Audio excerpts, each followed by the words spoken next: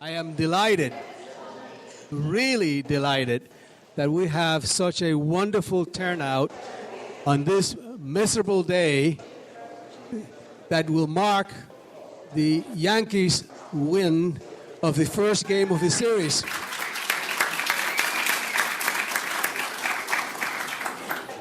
For those of you who are new to the event, let me tell you a little bit about the presidential lecture series. We started this series in the year 2001, and the purpose of the lecture series is to showcase the tremendous talent of the faculty of the City University of New York. And the formula is very simple. In the fall semester, we invite one of the distinguished professors of the City University of New York or some national figure that has something to do with the City University of New York. And in the spring, we invite one of our own to be the presidential lecture speaker. We have a committee of faculty which is composed of Dr. Sheena Gillespie, Dr. Peter Gray, Dr. Kenneth Pearl, and Dr. Sassam Karimi. And if they're here, please stand up so we can recognize you. Those of you who are here. I know Sassam is here.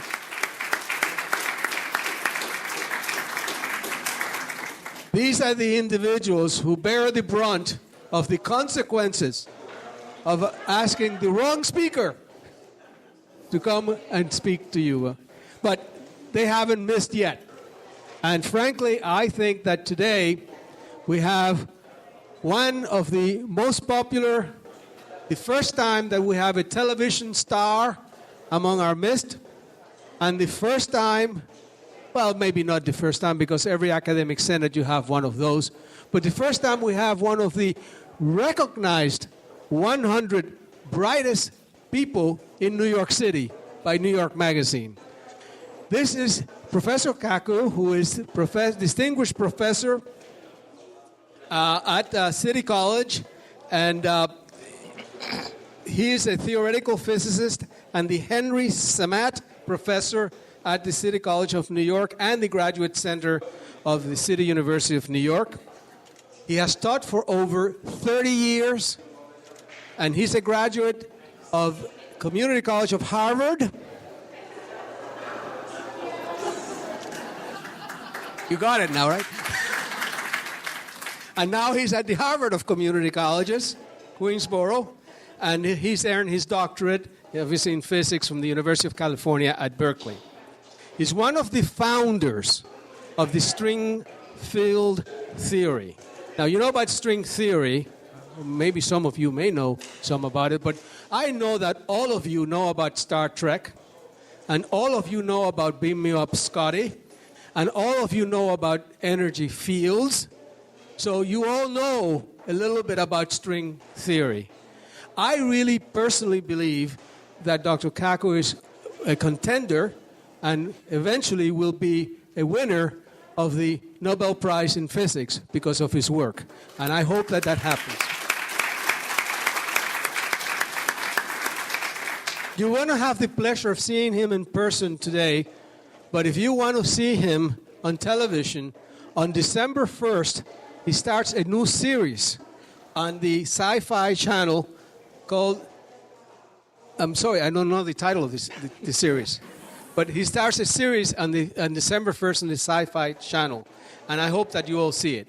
I was very interested in looking over the book, The Physics of the Impossible, because it addresses how science fiction technology will be something real in the future. And you can think about the possibilities. Think about somebody in the year 1901 thinking about going from the New York to Europe in 5 hours.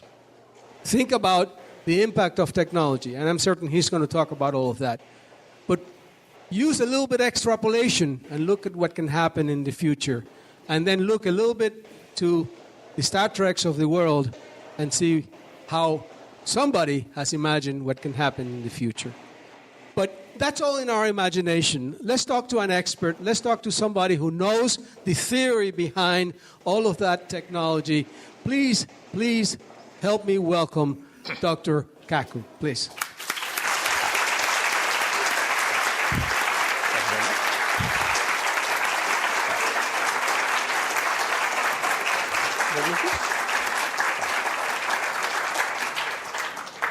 Thank you very much. After such a great introduction, I can't wait to hear the speaker myself. Let me also say I have an admission to make. I have to confess that, New York Magazine voted me as one of the most 100 smartest people in New York. However, in all fairness, I have to say that Madonna also made that same list. So, how accurate could that list be? Now, today I'm going to talk about the future, 20, 30, 40 years into the future. I've had the privilege to interview 300 of the world's top scientists. Now, I'm a physicist. We're the ones who invented the laser. We invented the transistor. We created the electronic computer. We created television, radio, microwaves, MRI. We created the internet. We wrote the World Wide Web. And whenever we create something, we predict how our creation is going to proliferate through society.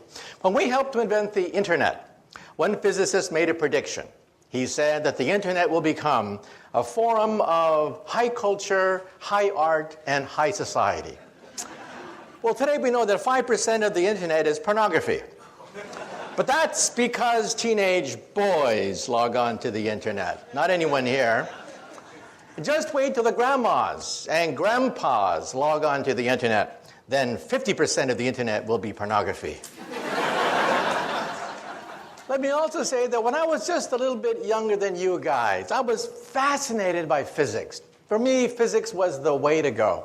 So when I was in high school, I went into my mom and I said, "Mom, can I have permission to build an atom smasher in the garage? A 2.3 million electron volt electron particle accelerator." And my mom looked at me and said, "Sure, why not? And don't forget to take out the garbage." So I took out the garbage and I went to Westinghouse and I got 400 pounds of transformer steel, 22 miles of copper wire, and I built a 2.3 million electron volt electron accelerator in my garage. The magnetic field was 10,000 Gauss. If you walk by the magnets, it was powerful enough to pull the fillings out of your teeth if you got too close to my magnets. Finally, it was ready. I plugged it into the wall socket. It consumed 6 kilowatts of raw electrical power. I can hear the crackling of all the capacitors. And then I heard this pop, pop, pop sound, and the whole house was plunged in darkness. I had blown out every single fuse in the house. My poor mom, she'd come home from a hard day's work, the lights would flicker and die. And then she'd say, "Where's the fuse box?" And then she'd say, "Why couldn't I have a son who plays baseball? Maybe if I buy him a basketball. And for God's sake, why does he have to build these machines in the garage? And hey, why can't he find a nice Japanese girlfriend? I mean, why does he build these machines in the garage?" Well, that machine got me into Harvard and began my career as a physicist. So today, I'm going to give you a guided tour of the future. However, there's a danger that sometimes we physicists know too much. Let me tell you a story, and then I'll begin. Over 200 years ago, we had the great French Revolution. And one day, there were 3 gentlemen about to lose their head to the guillotine. There was a priest, a lawyer, and a theoretical physicist, just like me, about to have our heads cut off. Well, they put the priest's head on the chopping block. And they asked him, "Do you have any last words before we cut your priestly head off?" And the priest said, "Yes, yes." He said, God from above, he shall certainly set me free." Well, all eyes were on the blade. They raised the blade. The blade came down, swish, and it stopped right before it hit the neck of the priest. Well, the mob had never seen this before. They were shocked. They said, "God has spoken. Let the priest go." And now let's see about the lawyer. Yes, the lawyer. Now the bloodlust was starting. Yes, the lawyer. They put the lawyer's head on the chopping block and they asked him, "Do you have any last words before we cut your lawyerly head off?" And he said, yes. He said, maybe the spirit of justice. Yes, justice and mercy. She shall set me free. Well, they raised the blade. The blade came down, swish, and it stopped right before it hit the neck of the lawyer. Well, this time, the crowd went crazy. They said, let there be a national holiday. Today, God has spoken. Justice, mercy have spoken today. And now let's see about that theoretical physicist. Well, they put the physicist's head on the chopping block, and they asked him, do you have any last words before we cut your head off? And he said, yeah, I got some last words. And he said, I don't know too much about God, and I know even less about the law, but I do know one thing.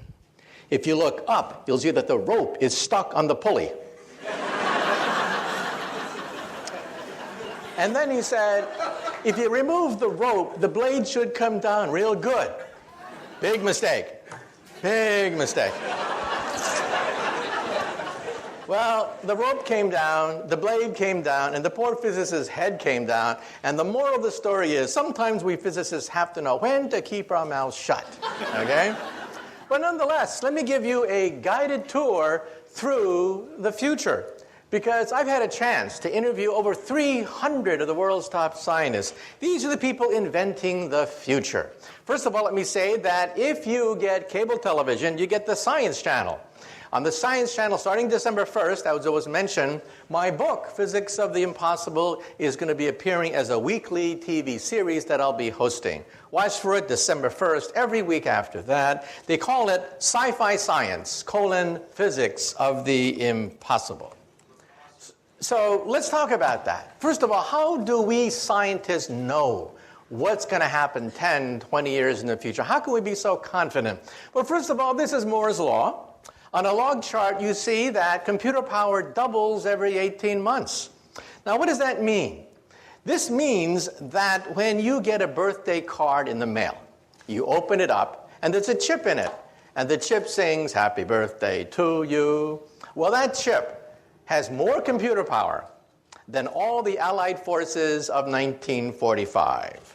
Hitler, Eisenhower, Churchill would have killed to get that chip. And what do you do with that chip? You throw it away in the garbage. Or look at this chart.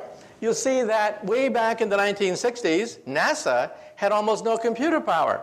Your cell phone today, one cell phone today, has more computer power, according to this chart, than all of NASA when they put 2 men on the moon.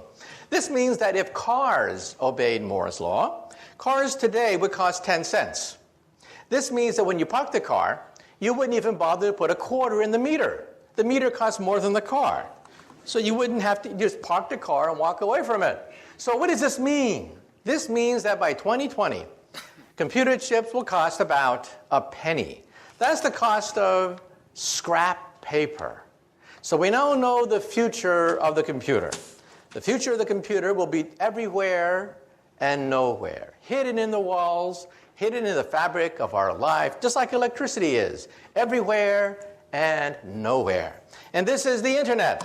We wrote the World Wide Web. The World Wide Web was written by a physicist to keep track of subatomic particles. And you can see here that the internet corresponds to prosperity. Where there is the internet, there's prosperity, there's commerce, science, finance. Where there's no internet, there's poverty. So one thing that we physicists do is we create something and then we simply give it away for free. So how will you communicate with the internet in the future? These are glasses that have full internet capability. You can download any website, any movie, do emails from these things, and they will also recognize people's faces. How many times have you bumped into somebody on the street and you say to yourself, who is this person? Jim, John, Jake, I know this person. In the future, your glasses will say, it's Jim, stupid, remember? You met him last week. Do you want to see his entire biography for you in your glasses? And let's say you're at a cocktail party. You're looking for a job, and you don't know who the heavy hitters are. In the future, you will know exactly who to suck up to at any cocktail party. Well, let's say you don't want to look like a refugee from Star Trek. In the future, glasses will be fashionable with full internet capability. They can be flashed directly into the retina of your eye. They can be flashed right onto the screen of your glasses or used as like a jeweler's lens as an attachment to your glasses. Fashion models will be wearing these things. Young people will demand to have full internet capability, any video, any movie, any website, any music, downloaded via your glasses. Now you may say to yourself, wait a minute. Maybe I don't wear glasses. No problem. In the future, they'll be in your contact lenses. These are internet contact lenses that we physicists are trying to build. Imagine taking a final examination. Ha! Immediately the light bulbs begin to flash, right? Think of taking a final examination. You realize that in the future, professors are going to have to throw out their final exam because you can't simply record memorization on a final exam anymore. You'll have to convey concepts, principles, rather than memorizing the names of the crystals or the shapes of the minerals or whatever. Imagine full internet capability in your glasses. Well, we physicists are working on this even as we speak. Imagine, for example, going to a foreign country. You bump into somebody and they start to talk to you in a foreign language. No problem. In the future, you will see subtitles. Subtitles of a foreign language in your contact lens. And let's say you visit the ruins of Rome. It's such a big disappointment. You read about the great Roman Empire, and then you see all that's left, almost nothing left of the empire. You go to the Roman Forum, and you only use imagination, thinking of Julius Caesar and Mark Antony at the Roman Forum. No problem. Your contact lens will recreate the full animation of the height of the Roman Empire as you walk through the ruins. This is called augmented reality, not virtual reality, a mixture of reality with animation, with subtitles, with translations. Let's say you're driving a car. Your contact lens will give you exactly how fast you're moving, how much gas you have, and will even point out landmarks as you are driving. GPS, all of that, without ever having to leave the steering wheel of your car. So this is what happens with Moore's Law. That computer chips will cost a penny, like electricity. They'll be everywhere and nowhere. When you walk into a room today, what do? You look for the light switch, right? The first thing you do is you look for the light switch. You assume the walls have electricity, even though it's invisible. In the future, when you walk into the room, the first thing you will do is look for the internet portal. You will assume the room is intelligent. So this is your cell phone of the future. This is how you will communicate with others. One screen for any video, one screen for any website, one screen for any movie that's ever been done. You'll access the entire database of the planet Earth almost for free. And let's say you have a BlackBerry. You know how tiny that BlackBerry's a typewriter is? Well, in the future, we'll have e-paper. You'll simply scroll out paper, which is intelligent, and you'll type on that sheet of paper. So your cell phone is an entire PC. In fact, it has more power than a supercomputer of today. In fact, wallpaper will be so cheap that when you put up wallpaper, it'll be intelligent. Wallpaper will be as intelligent as your computer today. This is your living room of the future. This is how you will communicate with people. Let's say you're on a college campus, and let's say it's Friday night, and you do not have a date. We all know what you do. You get stone drunk. In the future, you'll go up to the wall screen, and you'll say, "Mirror, mirror on the wall, who's available tonight?" The wall screen will then contact all the other wall screens that are out there. The wall screen knows exactly the kind of person you like, physical characteristics, age, whatever, and hook you up to whoever else is looking at their magic mirror and saying, "Mirror, mirror on the wall." Then you'll go out and have some fun, come back to your apartment, and then you want to see a movie. So you'll say to the wall screen, "Mirror, mirror on the wall, we want to see Casablanca, except Remove Humphrey Bogart's face and put my face instead. And remove Ingrid Bergman's face and put my date's face instead. Now, some people are a little bit afraid of this, but realize that when the internet was first created by we physicists, it was male, it was hierarchical, it was to dominate over the Soviet Union. Why did the Pentagon give us millions of dollars to create the internet? It wasn't so that you could email your friends. That's not why we physicists created the internet. It was created to dominate a nuclear war with Russia so we can communicate and rebuild America after New York City is in ruins, Los Angeles, Chicago are vaporized. That's how we're going to recreate America after World War III. Today, the internet is female. 51% of the users of the internet are women, and they use it to touch people. That's what it's all about. Technology looks frightening when you don't know it. But then you realize the whole purpose of the technology is to be female, to touch people, make contact with people. So the internet has flipped from being a war-fighting device to be a device that allows you to communicate to all your friends. That dog, for example, on the left, is a cyber dog. It doesn't really exist. It babysits your kids, runs, barks. That dog does everything except pee on your carpet. Let's say it's Thanksgiving time and you're lonely because one son's in Australia, another one's in Russia, another one's on the South Pole. No problem. You'll all gather around your all wall screens. You'll put on your contact lenses and you will see everybody around the dinner table as you carve up the turkey in cyberspace. Also, we're putting chips everywhere. Chips are going into toys now. Toys are becoming intelligent. This is causing a problem for the English language. A contradiction in terms called smart Barbie dolls. Another contradiction in terms is Microsoft Works. That is also a contradiction in terms. So again, any technology looks frightening when you first see it, and then you realize, hey, the whole purpose of this technology is to touch someone, to reach out, and to touch people. This is your office of the future. Today, of course, your office is built around the PC, but why should that be? The PC of the future will disappear. The future of the computer is to disappear. Electricity has disappeared. We no longer see electricity. Intelligence will also disappear into the fabric of our lives. These are scrap computers. This is your office of the future. You'll scribble on a sheet that has full word processing capability, paint capability, and then you'll throw it away. And as you go from room to room, the files move with you. Your files are more important than the computer. The computer only costs a few pennies, after all. In fact, when you go shopping, today you have a barcode whenever you buy something. In the future, instead of having a barcode, it'll have a chip. The chip will cost less than the barcode of the future. And so this is how you will move from office to car, car to home, home to office. The software follows you seamlessly everywhere you go. This is your cubicle of the future. This is how you will operate. And like I said before, if you don't like to be in a cubicle, you just talk to the wallpaper. The wallpaper is fully intelligent with a screen, what have you. This is the car of the future. I had a chance to drive this car.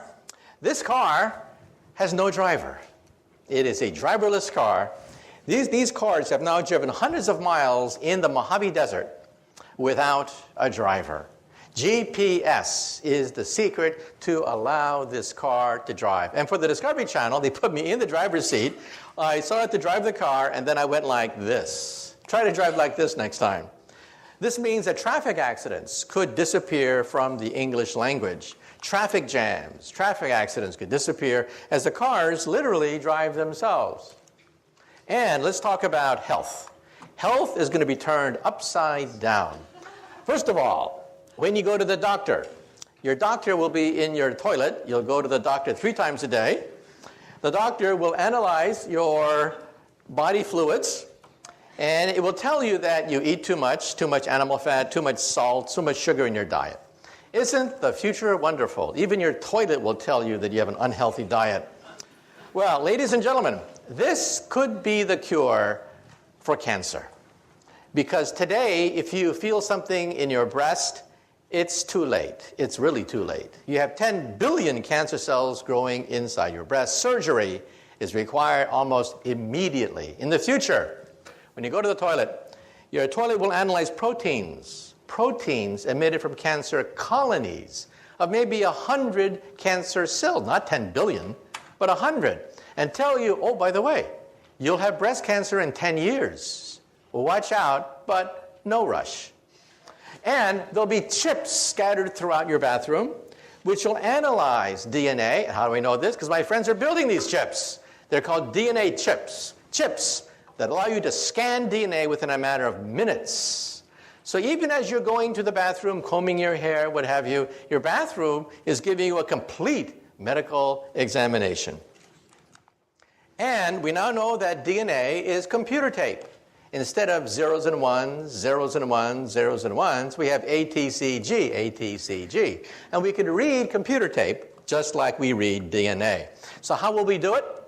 Every time you blow in a glass, you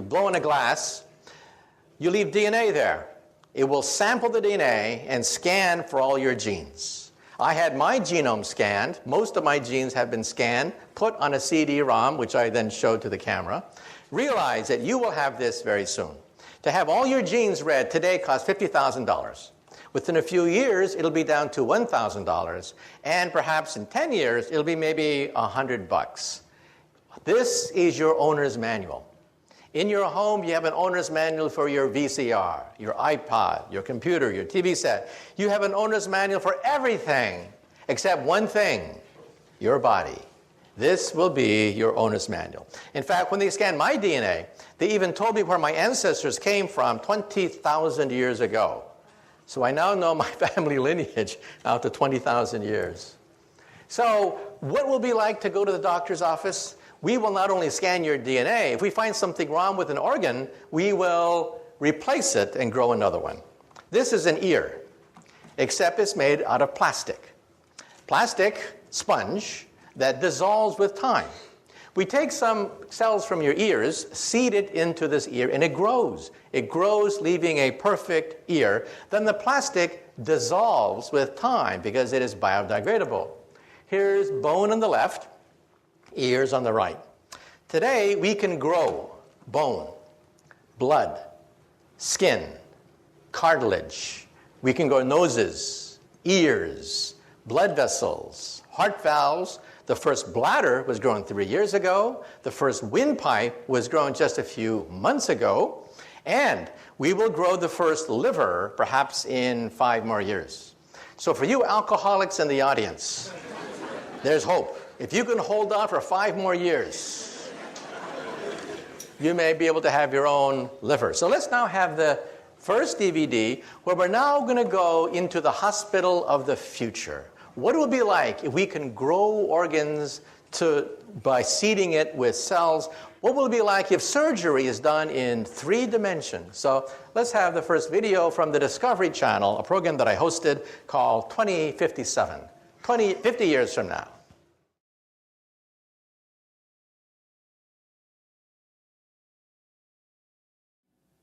So, as computer power doubles every 18 months, it means that every aspect of our life, finance, commerce, health, is going to be turned upside down as we begin to realize that computer power can enrich our lives. This is the world's first bladder, a human bladder that was grown from a young girl's own cells and implanted into that young woman.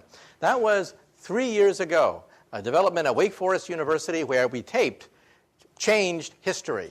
And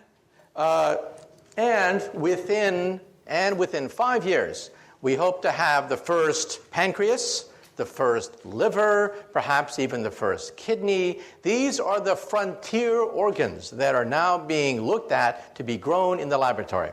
The first windpipe was grown just 3 months ago, and in mice, we actually grew an entire heart.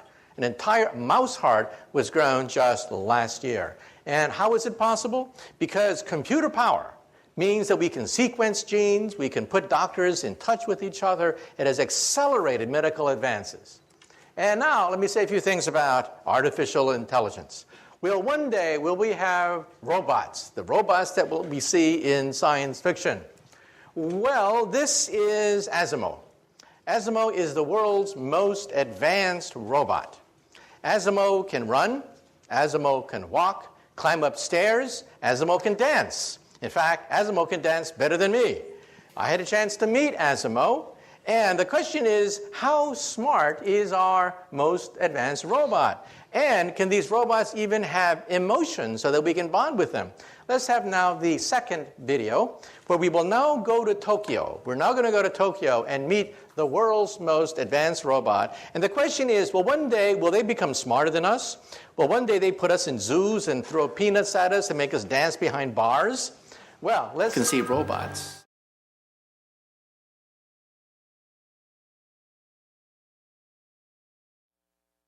The question is, how smart are our robots?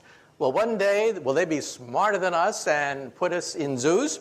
Well, first of all, here's the governor of California in a very bad mood. So, well, one day, will we have to deal with mad governors? Well, let's take a look at Asimo. You saw Asimo, it's the world's most advanced robot. How smart is Asimo? Well, let me tell you. Asimo is as smart as a cockroach, a retarded cockroach, a stupid, lobotomized, retarded cockroach.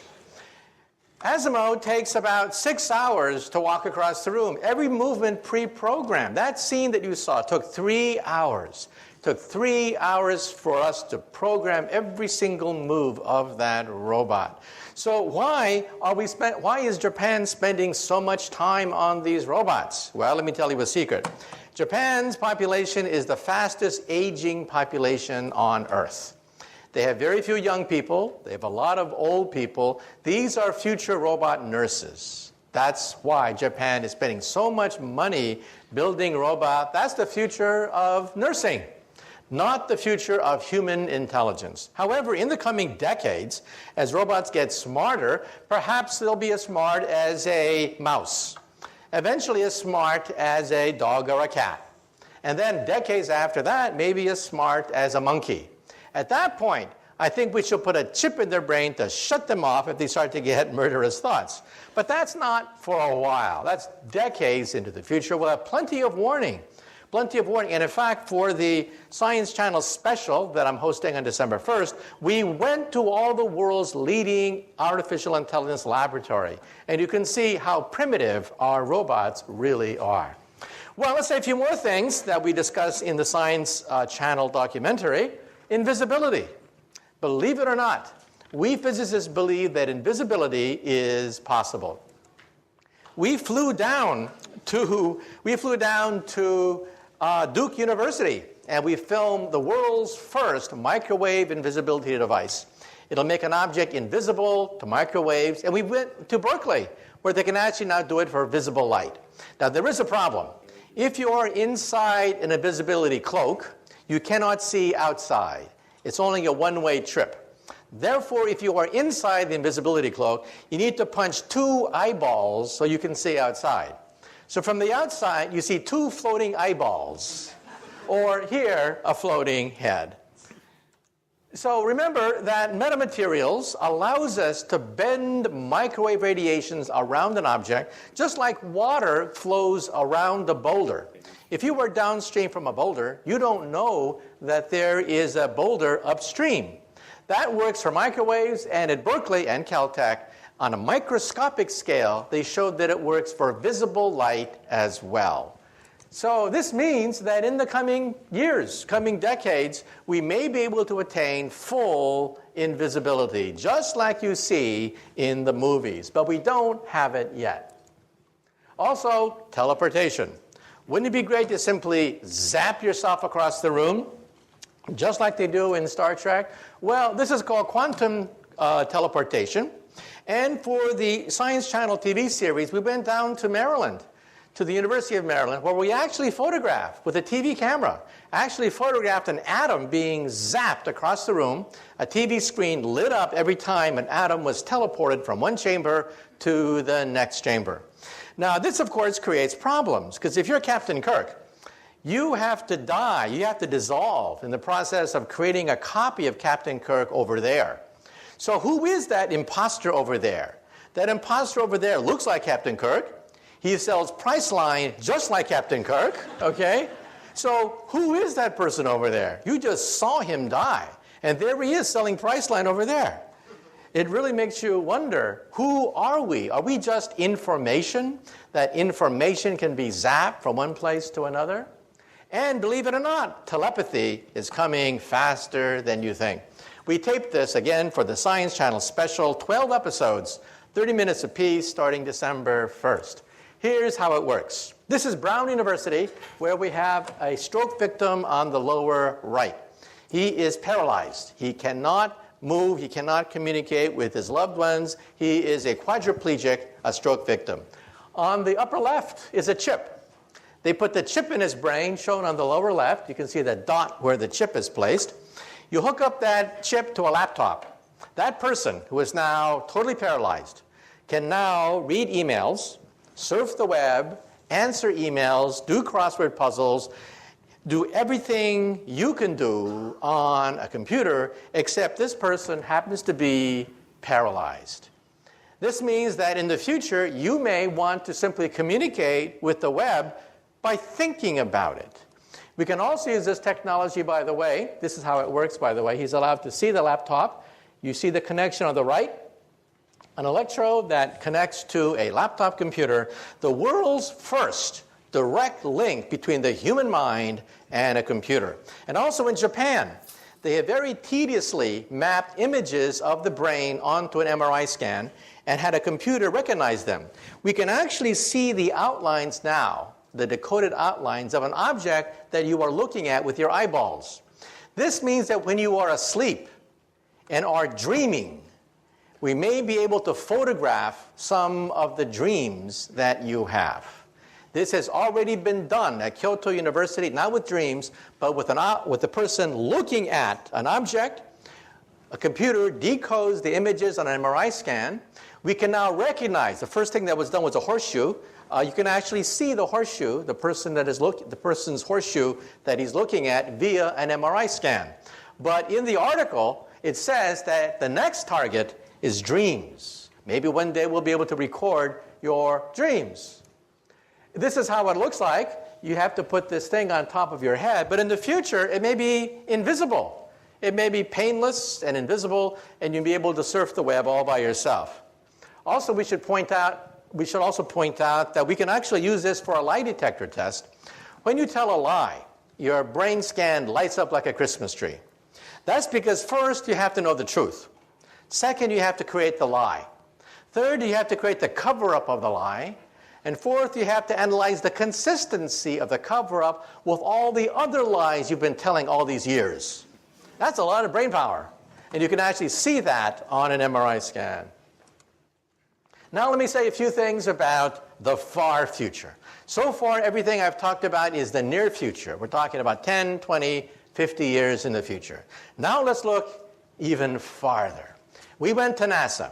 And we visited the scientists who dream of one day building a starship. This, of course, is far beyond anything we can muster with today's technology. However, we actually interviewed scientists who believe that it may be possible to bend the fabric of space and time so that we can leap forwards across enormous distances, perhaps using Einstein's theory. This is a black hole. Black holes are not science fiction anymore. We photograph the accretion disk of black holes. This black hole lies at the center of a gigantic galaxy, NGC 4258. That dot you see at the very center is about 1 light year across. In the inside of the dot is a raging black hole. In fact, if you want to see a black hole tonight, go outside, look in the direction of Sagittarius. That is the center of the Milky Way galaxy. There's a black hole there, which in some sense lies at the center of our galaxy. So kids ask the question, if the moon goes around the Earth goes around the sun, then what does the sun go around? Well, we know the answer to that. The sun goes around a black hole in the constellation Sagittarius at the center of the Milky Way galaxy. Now, if you look at that black hole, it's rather disappointing. Dust clouds obscure the galactic nuclei. If you could somehow remove the dust clouds, then you would see a fireball. A fireball rise every night, perhaps rivaling the moon in brightness, with a raging black hole at the center. Unfortunately, dust clouds prevent us from seeing this huge fireball that by rights should be illuminating the night sky. And if you have wormholes, perhaps one day you may be able to even bend the fabric of time itself. This, of course, takes us into science fiction, but actually we do have a theory of time travel. Now, some of you may say to yourself, well, I've seen these time travel movies. I know what happens if you go backwards in time and meet your teenage mother before you're born, and your teenage mother falls in love with you. Well, you're in deep doo-doo if your teenage mother just fell in love with you before you are born. Now, if you think you're so smart, let me give you the mother of all time travel stories and see whether you can figure this out. Let's see whether you're smart enough to figure this one out. The year is 1945. A stranger comes in from the darkness carrying a baby girl that he leaves at an orphanage. Well, the nuns find this baby girl. They don't know where the baby girl came from, so the nuns call her Jane. And Jane grows up as an orphan, wondering, who is my mother? Who is my father? Well, when Jane is 17 years old, she's a beautiful young woman, and then she has her first boyfriend. A drifter comes drifting into her life, but it was not meant to be. They quarrel. She argues with her boyfriend, and it's a very sad story. First, she finds out that she's pregnant. Her boyfriend has left her. She's abandoned and pregnant. She's rushed to the hospital 9 months later. She delivers a beautiful baby girl, but somebody that night breaks open the window of the hospital, kidnaps Jane's baby girl, and leaves in the darkness. Well, it's even worse than this. Jane is bleeding very rapidly. She's going to die. The doctors have to perform an emergency experimental operation. They have to change Jane into Jim. Well, Jim wakes up the next day with this huge headache, and he's told the bad news. First, the boyfriend left her pregnant, somebody stole her baby, and now she's not even Jane anymore. She's Jim. Well, Jim grows up and becomes a barroom drunk. Every time someone says, "Who are you, Jim? Where did you come from? Who was your mother or your father?" Well, finally, Jim one day is once again stone drunk at the bottom of a bar after a bar fight. But the bartender comes up to him and says, Jim, wake up. You see, I'm not really a bartender. I'm a time traveler. Come into my machine and let us find out who is this Jim/Jane. So they go back, way back into the past. So poor Jim, he doesn't quite know where he is in the past. But suddenly, he meets this beautiful 17-year-old girl. And it's love at first sight. But it was not meant to be. They quarrel. And then Jim finds out that his girlfriend is pregnant. And then Jim says to himself, oh my God, history's repeating itself. This happened to me. Well, I'm going to make sure that my baby gets the best education possible. That night, 9 months later, Jim goes to the hospital, breaks open the window, kidnaps his own precious baby girl. And then Jim and his baby girl go back into the time machine. Again, way back into the past, until it is 1945. It is a dark and stormy night. Jim comes in from the darkness carrying his precious baby girl that he drops off at an orphanage.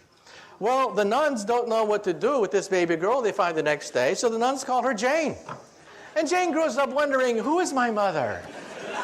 Who is my father? I was left as a foundling on the doorstep of this orphanage. Well, Jim finally gets it together. Jim says, I don't want to be a drunk all my life. I'm going to join the Time Travelers Corps. So Jim has many heroic exploits in the annals of time. Now Jim is an old man. He says to himself, I've had a good life, but I want one final mission. For my last mission in time, I'm going to go backwards in time, put on a wig, to impersonate a bartender, to meet a certain barroom drunk who just got into a fist fight because someone said, who are you, Jim? Who is your mother? Your father? Now, for 10 points, who can tell me? Who is Jim's mother? Father, son, daughter, granddaughter, grandfather, great-great-grandfather, in the back. Yeah, Jane is a family tree unto herself. Can you imagine a family get together and they get into a food fight and someone says, you did this to me. No, you did that to yourself, okay? Well, we physicists think about this. This is a wormhole. This is what I do professionally. I work in something called string theory. I'm the co-founder of string field theory. And we think that perhaps the fabric of space and time can be bent. In which case, perhaps you just may be able to go backwards in time. However, the energy necessary for this is the energy of a black hole. So this is not for us anytime soon. However, 150 years ago, there was a gentleman in England, a mathematician at Oxford University, who wrote the first book on wormholes. Who was this professor of mathematics at Oxford University? Does anyone know the name of this Oxford University professor? His name was Professor Charles Dodson. He could not write under his real name because he was an Oxford professor. So what did he create? A pseudonym, Lewis Carroll. This is the world's first representation of a wormhole in the English language, written by a distinguished professor of mathematics at Oxford University who wrote under a pen name, Lewis Carroll. In fact, Queen Victoria was so enchanted by Alice in Wonderland that she wrote Professor Dodson a letter. Queen Victoria said, please, please, please, give me your next book, which he did. It was a treatise on higher mathematics that he sent to Queen Victoria, okay? So now let's say a few things. Some people say that, well, if this is for the future, let's talk about the future, far future. When we physicists look in outer space, we don't look for little green men. When we look in outer space, we look for type 1, type 2, and type 3 civilizations. A type 1 civilization has the power of an entire planet. They are a planetary civilization. They harness the weather. They can play with thunderstorms. They play with hurricanes and volcanoes. That's type 1. Type 2 is stellar. They consume the power of a star, like the Federation of Planets on Star Trek. Star Trek would be a very typical type 2 civilization. Type 3 controls the power of an entire galaxy, like the Empire of Empire Strikes Back. Once they had William Shatner on StarTrek.com, and he was answering all the questions of the Trekkies. The Trekkies would ask William Shatner questions like, what is the fourth dimension? What is antimatter? What is a black hole? And William Shatner was getting more and more frustrated. The people at StarTrek.com said, finally, he got so frustrated, he pounded on the desk, and he said, damn it, I'm an actor. I know nothing about Star Trek. I mean, about the fourth dimension, antimatter. Get a physicist. Ask me about Priceline. Anything. So they had me on later, and I had to answer all the questions of a Trekkie. Well, Star Trek is a type 2 civilization. They can barely harness the power of a star. This is type 1. A type 1 civilization is planetary. In about 100 years, we will be a type 1 civilization. What are we today? We are type 0. We don't even rate on this scale. We get our energy from dead plants, oil and coal. This is type 2. Type 2 is stellar. They control the power of a star. They are immortal. Nothing known to science can destroy a type 2 civilization. Even if their mother's star goes supernova, they can simply leave or just move the planet. And this is type 3, where they can actually play with black holes. I once gave this talk in London at the planetarium there, and a little boy comes up to me, about, age 10, real pest. He comes up to me and he yanks on my pants, and he says, Professor, you're wrong. There's type 4. And then I looked down on this little 10-year-old boy, and I said to him, shut up, kid. Why don't you go play in traffic? There's a nice intersection over there. And he wouldn't go away. He just kept yanking on my pants, and he said, Professor, you're wrong. There's type 4. And I said, look, kid, there are planets, stars, and galaxies. That's it. So any advanced civilization would have to be planetary, stellar, or galactic. And he insisted, you're wrong. There's the power of the continuum. Now, any Star Trek fans out there? What civilization harnesses the power of the continuum? The cube. Very good. Now, if you did not understand what just transpired, get with the program.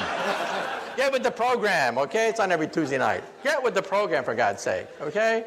So one day, will we be able to harness this fantastic power, the power of the 11th dimension? This is my domain. This is what I work on. I work on string theory.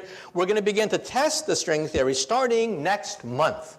Watch for it. End of November, beginning December, they're going to crank up the biggest machine of science ever created, the Large Hadron Collider. And we're going to be able to test the periphery of this theory starting next month outside Geneva, Switzerland. It'll take years, of course, to analyze the data. However, let me also say that when we look at the Earth from outer space, we see that the Earth sits in this gigantic bubble. You see, our Earth also radiates. We radiate radio and television for 50 years.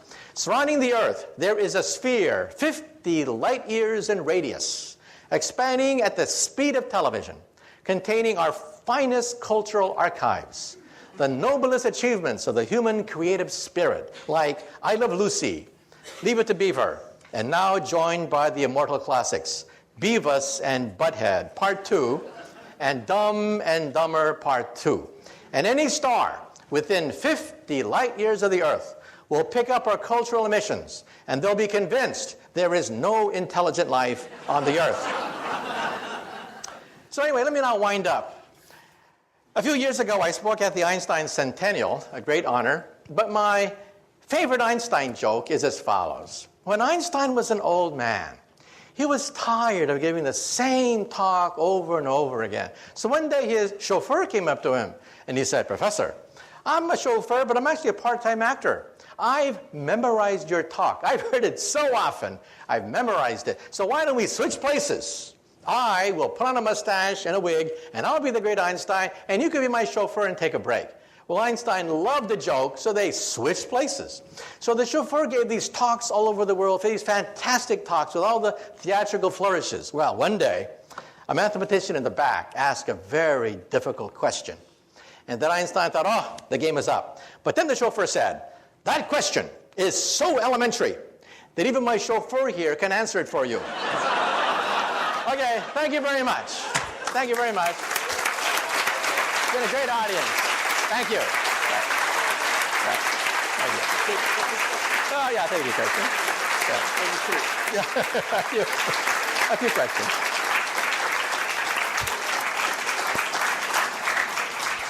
Wonderful, right? Really wonderful. Dr. Kaku will take 2 or 3 questions because the time is short. So, you have a question?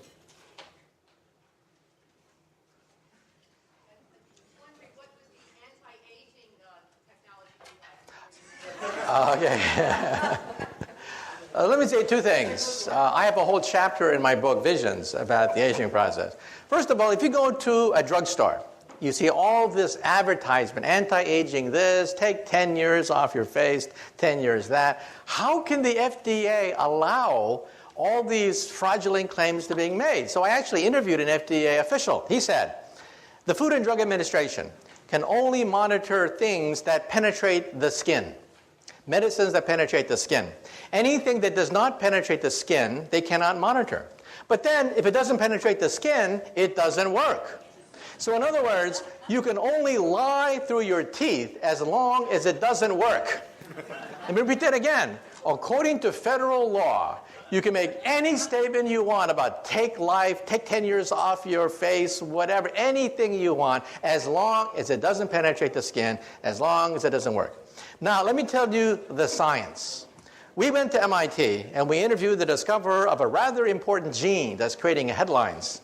Oprah Winfrey devoted a show to it, 60 Minutes devoted to a show to it. It's called SIR2. It is a gene and a protein that seems to mimic caloric restriction. Now, there is one and only one way of multiplying the lifespan of an organism, all the way from yeast cells, spiders, insects, mice, rabbits, dogs, cats, monkeys were analyzed, and the results came out front page of the New York Times about 2 months ago. If you starve yourself and consume 30% less calories, you live 30% longer. Now, how many of us want to starve ourselves But the genetic mechanism of that is gradually being worked out. It turns out that the human body, or any organism, has two choices. One is, if you undergo famine, you have to hunker down, eat less, lower metabolism, and just ride out the famine. The other one is consume all you want and have children. So a body has two choices. Animals mostly suffer famine. Famine is a normal state of most animals. So animals do this all the time.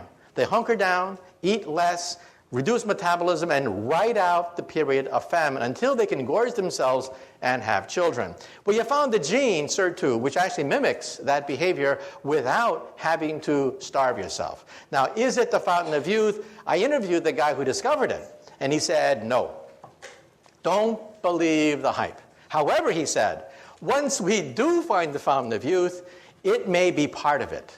So the point I'm raising is we're now working out the genetics of the aging process. Did you know, for example, that some animals don't die? Crocodiles, alligators, flounders, they just keep getting larger. They don't die at all.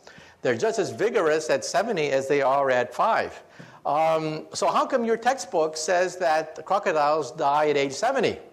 That's because the zookeeper died at age 70, okay? Crocodiles just keep on going. They have no known finite lifespan. They simply get bigger.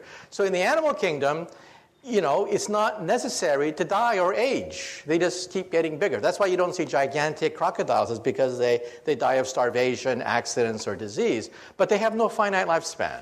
So it's not necessary to die. They're just as vigorous with no aging. So the short thing of it is, A, it's still a long ways to go. However, B, we scientists are now seriously looking at the possibility of retarding the aging process. We do not, I repeat, not have the fountain of youth. However, as one scientist said, I regret the fact that my generation may be the last generation to die. Well, I think that's an exaggeration. I think people will be dying for quite a while into the future. But it does mean that real progress is being made in the aging process, which is something I could not have said a few years ago. How about you? Your desire to prove Einstein's theory correct. How close are you? Well, we want to go beyond Einstein, because Einstein's theory breaks down at the center of a black hole and at the instant of creation. Einstein's theory makes no sense whatsoever. We need a higher theory. The only higher theory which includes the quantum theory and Einstein's theory is string theory. It is the only game in town. Some people say, well, if I don't like string theory, give me an alternative. And the answer is, there is none. It is the only game in town. You either work on string theory or you just work in the wilderness. So next month, we're going to begin to crank up the Large Hadron Collider. Now, the Large Hadron Collider will not eat up the Earth, as some people claim, because every day, cosmic rays from Mother Nature, rains radiation on the Earth more powerful than anything we can create with this pea shooter called the Large Hadron Collider. So we're going to begin to test the periphery of the theory. The theory itself is too difficult to test directly, but we hope to find indirect proofs by looking for what are called sparticles. Sparticles are superparticles, a new class of particles that we hope to create with the Large Hadron Collider. And again, it'll take a few years to analyze the data, but the machine will be cranked up next month.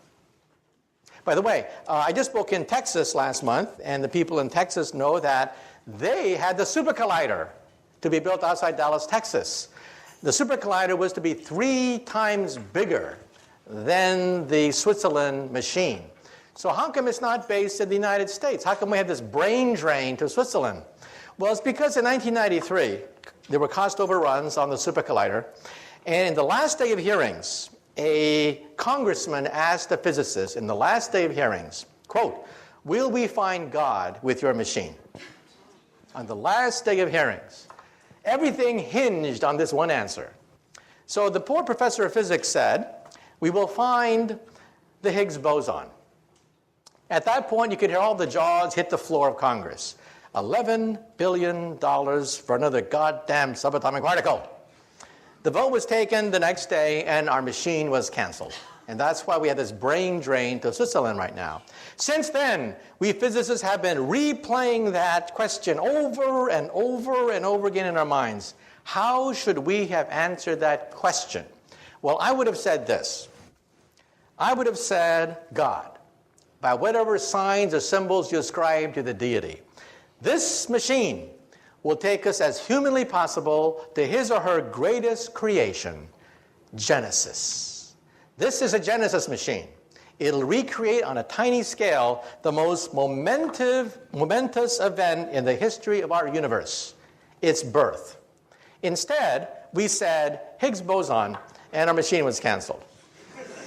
I should hope that the next time we get asked that question, we think about the answer a little bit more. Okay, one last question. Last question. About right there. I'm curious about ethics, and I wonder if, you seem like a really smart person, but some of that technology you described at the beginning in the hands of some not so intelligent people seems like we could set up a big brother situation very quickly, like the doctor in my toilet. Okay, first of all, when people ask about 1984, I had a chance to go back to 1984, rereading it again when I was writing my book, Visions. And I realized something. The internet could have been a device like what happened in 1984. A device which monitors everything, knows everything. However, an event happened, and that is the Soviet Union broke up. The internet was a war-fighting machine. Secret, for the most part, devised by military scientists, used by physicists like myself. But after the breakup of the Soviet Union, the National Science Foundation did something rather momentous. They gave it away for free. For free, they gave it away. Today, it is impossible to recreate 1984 because the internet is everywhere. If the President of the United States were to try to ban the internet, the reaction would be laughter.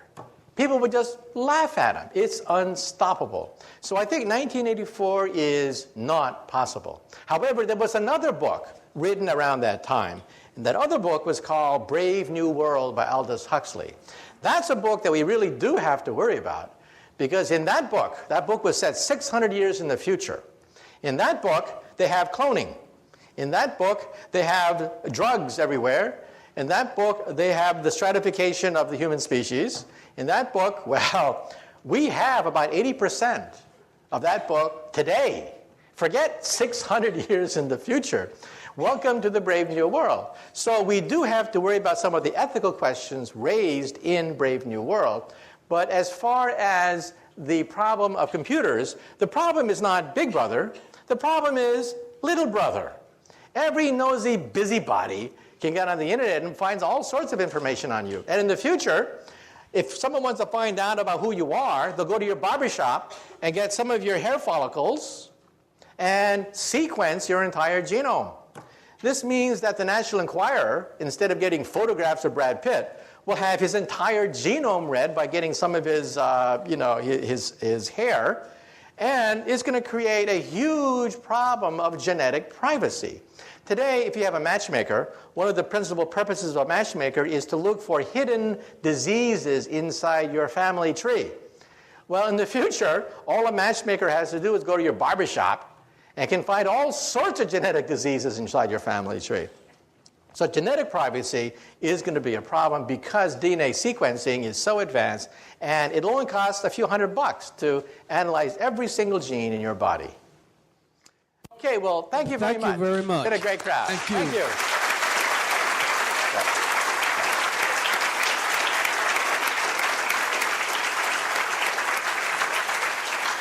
There are some refreshments outside, and I'm certain that if we do not overcrowd him, we might be able to have some contact or some personal discussions with Dr. Kaku.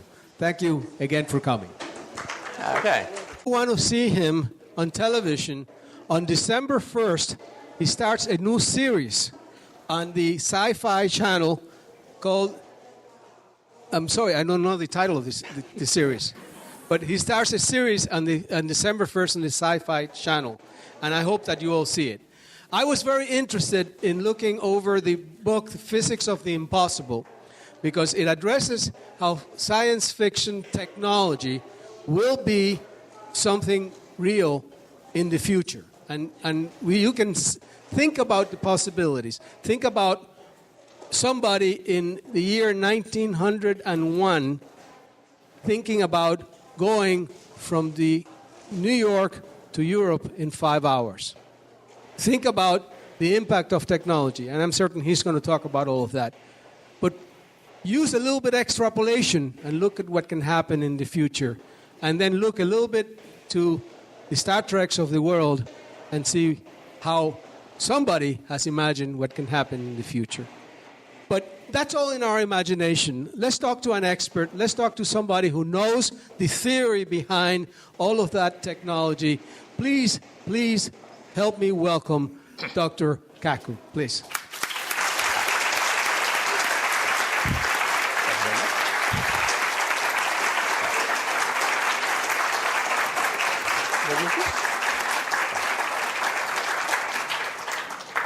Thank you very much. After such a great introduction, I can't wait to hear the speaker myself.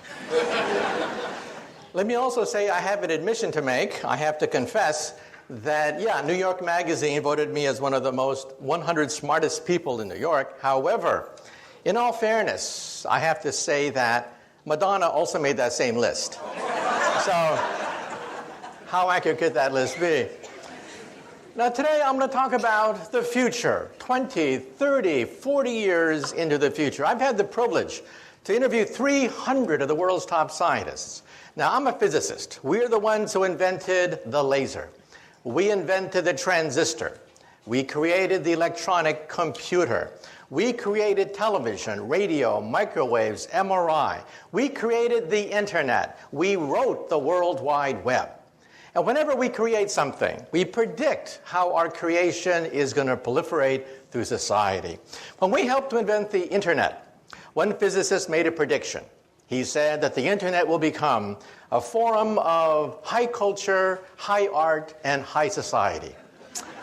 Well, today we know that 5% of the internet is pornography. But that's because teenage boys log on to the internet, not anyone here. Just wait till the grandmas and grandpas log on to the internet. Then 50% of the internet will be pornography.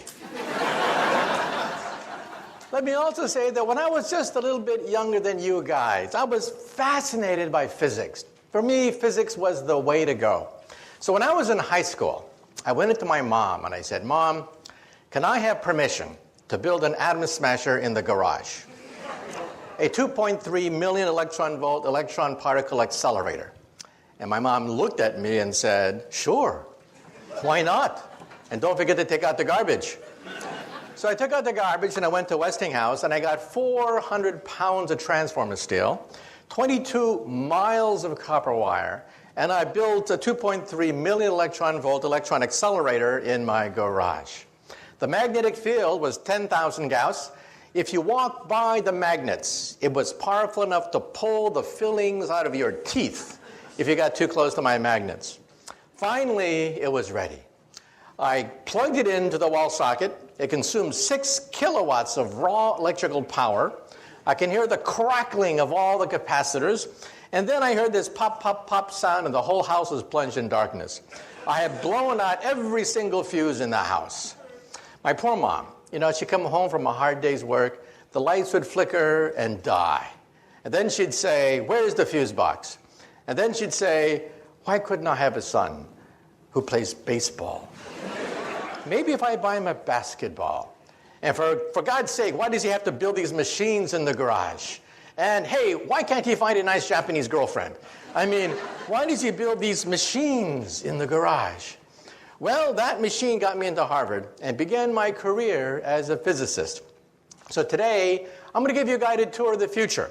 However, there's a danger that sometimes we physicists know too much. Let me tell you a story, and then I'll begin. Over 200 years ago, we had the Great French Revolution. And one day, there were 3 gentlemen about to lose their head to the guillotine. There was a priest, a lawyer, and a theoretical physicist, just like me, about to have our heads cut off. Well, they put the priest's head on the chopping block. And they asked him, "Do you have any last words before we cut your priestly head off?" And the priest said, "Yes, yes." He said, God from above, he shall certainly set me free." Well, all eyes were on the blade. They raised the blade. The blade came down, swish, and it stopped right before it hit the neck of the priest. Well, the mob had never seen this before. They were shocked. They said, God has spoken, let the priest go. And now let's see about the lawyer. Yes, the lawyer. Now the bloodlust was starting. Yes, the lawyer. They put the lawyer's head on the chopping block and they asked him, do you have any last words before we cut your lawyerly head off? And he said, yes. He said, maybe the spirit of... To come and speak to you. But they haven't missed yet.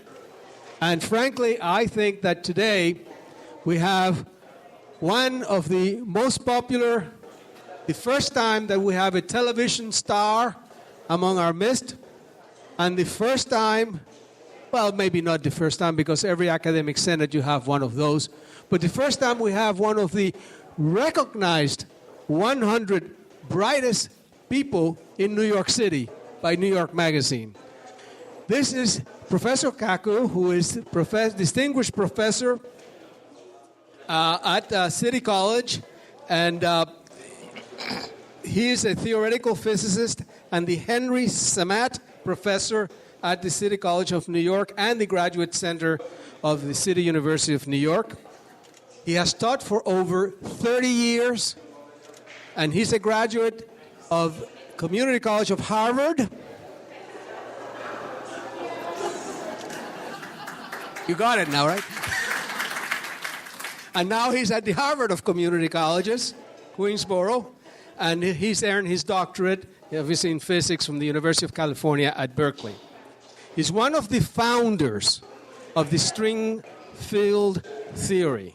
Now, you know about string theory. Maybe some of you may know some about it, but I know that all of you know about Star Trek, and all of you know about Beam Me Up, Scotty, and all of you know about energy fields. So you all know a little bit about string theory. I really personally believe that Dr. Kaku is a contender and eventually will be a winner of the Nobel Prize in Physics because of his work. And I hope that that happens. You're going to have the pleasure of seeing him in person today, but if you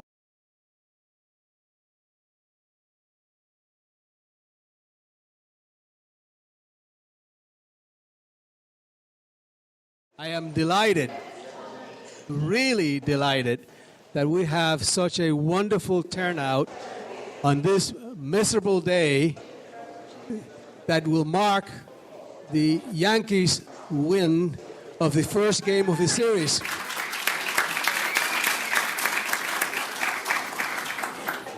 For those of you who are new to the event, let me tell you a little bit about the presidential lecture series.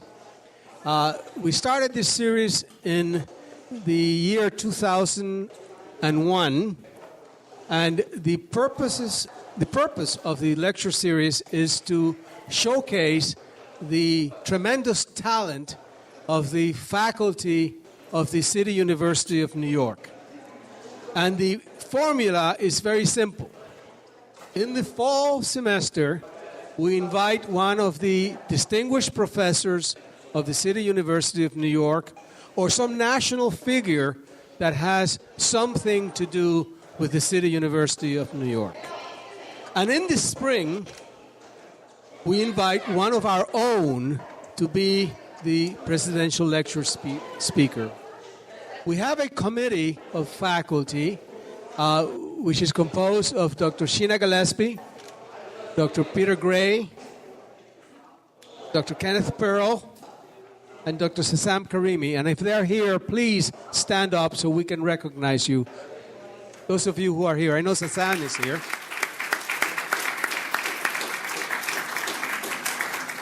These are the individuals who bear the brunt of the consequences of asking the wrong speaker